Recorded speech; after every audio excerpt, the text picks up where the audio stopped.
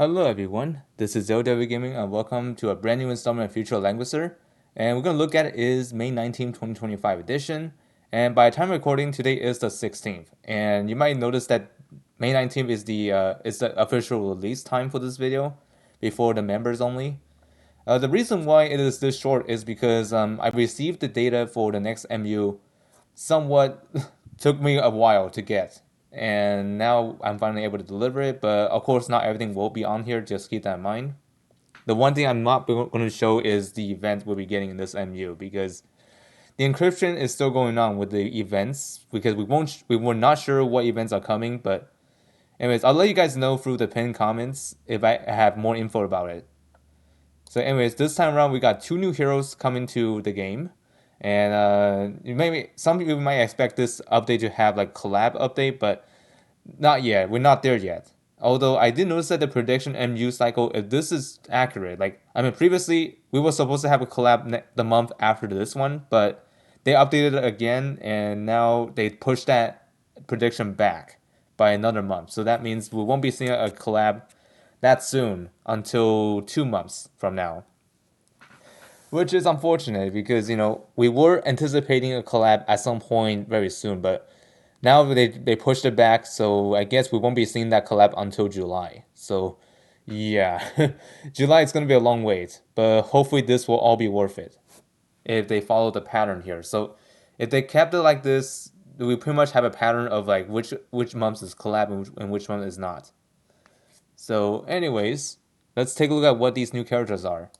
The first one character we got is Elvis, and his factions are Legion of Glory, Dark Reincarnation, and Meteor Strike. And the classes we have here are Demon and Flyer, and this is his voice line. 闇夜の先にたとえ死が待っていても、この歩みを止めることはない。 Okay, that is his voice line, and this is what he says in English, in my terms, of course. Walking alone in the dark, never stop moving forward, even in the face of death.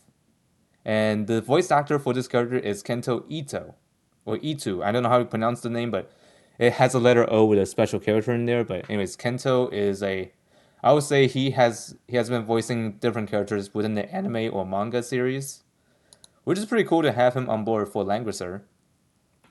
Anyways, the role for Elvis here is physical DPS, and he is the king of Garganor. Like he has his talent is based around like those death packs, which will basically enables him to attack enemies without the tank protecting them, which is honestly pretty dirty if you think about it.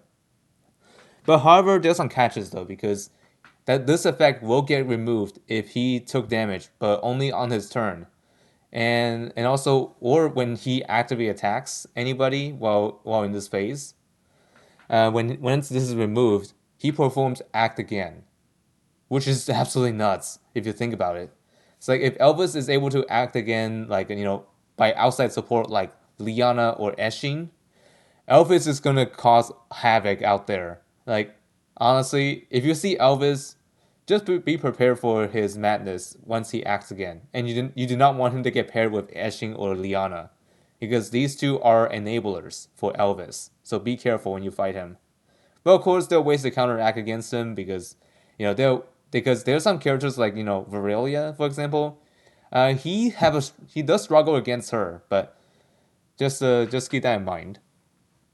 Or anybody in general that can really have a high kill power against him. So if you ever see Elvis, just don't get scared and just take care of him as soon as possible.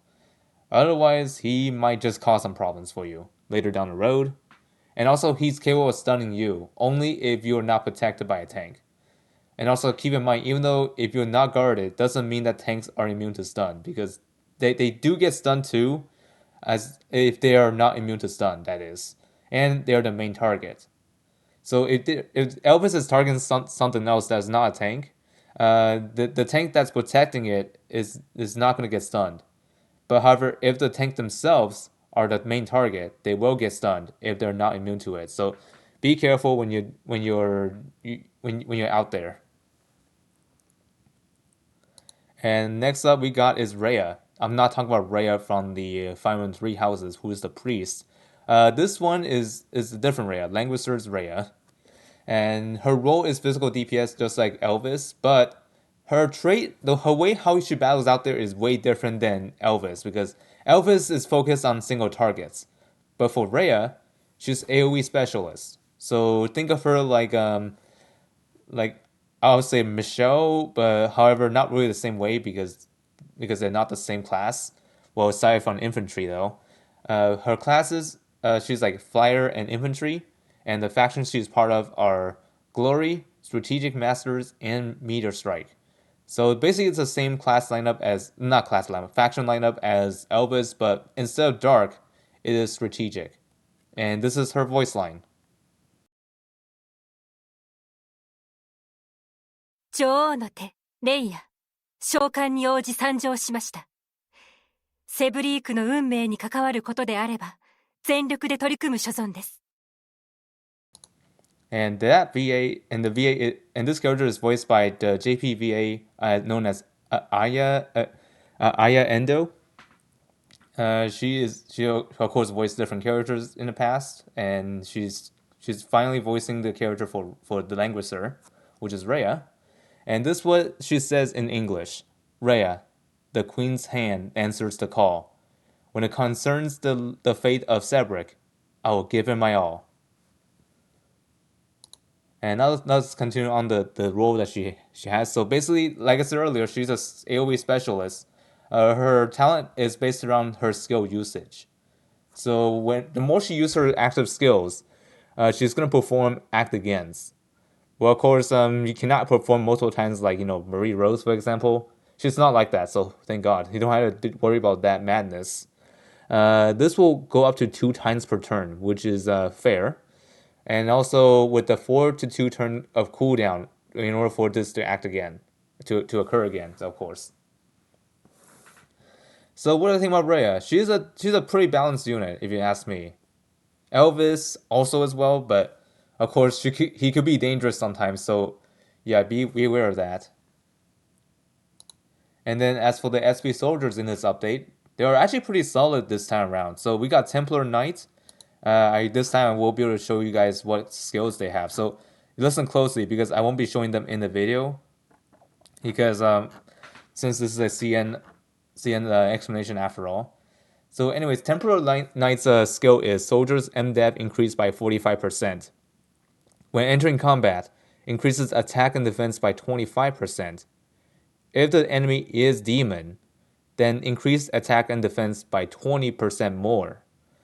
Yeah, that's absolutely nasty if you think about it. So Templar Knights, they still kept their original kit, but even more powerful, if you ask me. Next up we have is Holy Pegasus. What this does that like the skill is when actively attacking, soldiers' attack is increased by 30%, and damage taken is reduced by 50%. This is huge for those who use Holy Pegasus as their main soldiers. I will highly expect this to be really good because you'll deal damage while also taking half of the damage, which is awesome. And last but not least, we got Bolt Ranger. Bolt Rangers is a really interesting one because essentially Bolt Ranger becomes the next Elven archers. What were those ones? Elven cavalry archers. I think that's what they are. With the thing like when the soldier's HP is above 50%, attack and defense is increased by 20%. When attacked and forced into combat, damage taken is reduced by 50%, which is half, and ignores melee damage penalty. Yeah, that's the part I was talking about. Like Bolt Rangers becomes Elven cavalry archers, like with the melee damage penalty ignored, which is absolutely crazy if you think about it.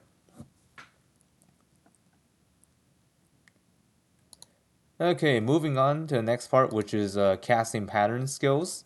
So we got 2 new casting pattern skills, and these 2 are pretty solid.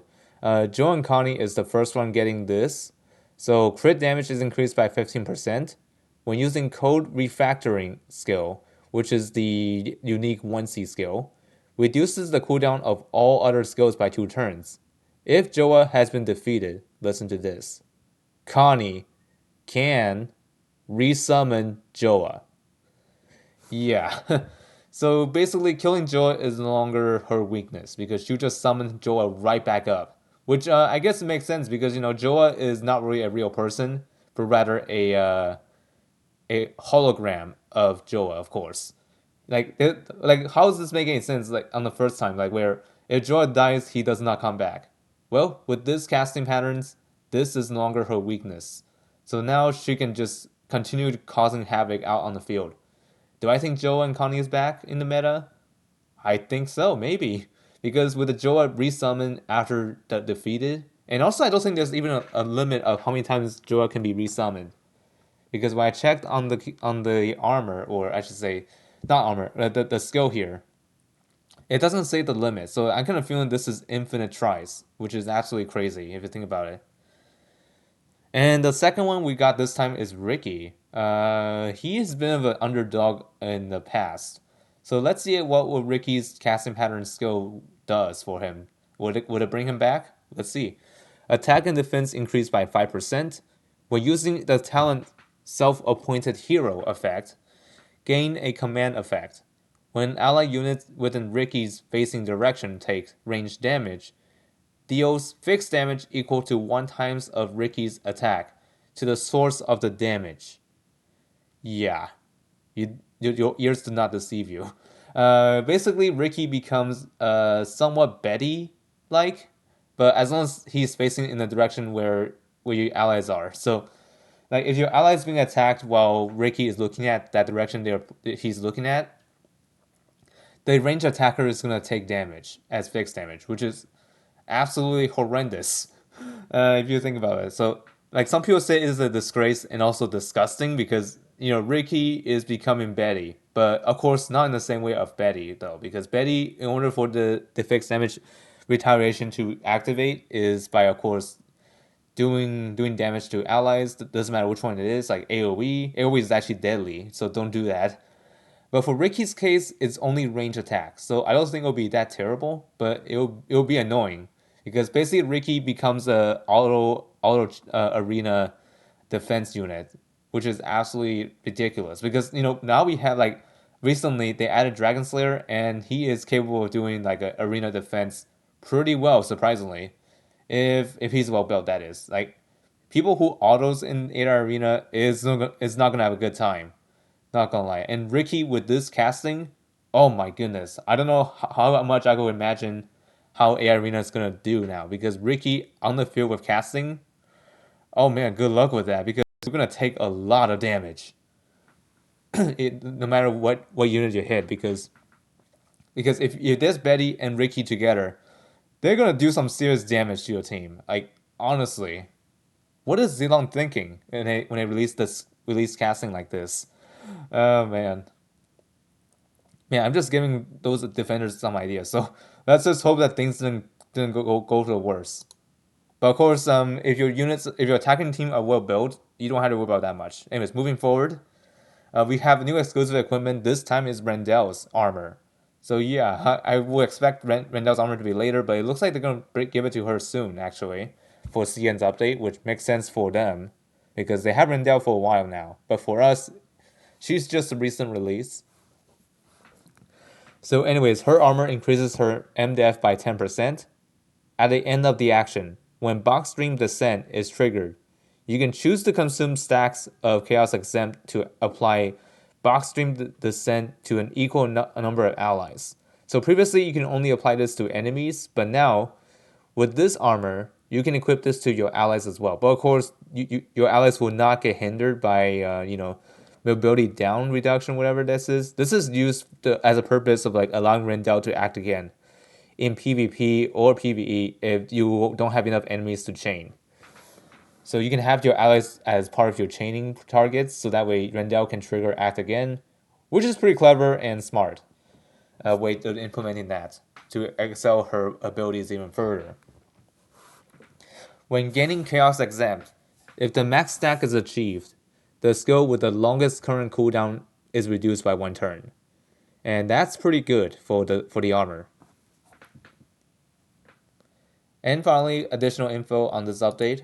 We have some stuff here. So radar banners for Varelia and Prezia And then we also have Rendell and Sapphire as radar banners. Legion of Glory Destiny banners for Lightbringer, Ricky, and Caroline. We also have Empire's Honor Destiny banner for Andriole, Joan Connie, and Serafina. And we also have the Classic Destiny banner for Bozo, Liana, and Luna. And the rerun banners of Apotheosis, Watham, and Awakened One. And they're all on separate banners, by the way, in case you guys forgot about that. And the events we won't be able to know because it is still it's still to be determined. So I'll let you guys updated when I had info about this through the pinned comments. So anyways, hope you all find this video helpful or informative, and I'll see you all next time. And I'm out.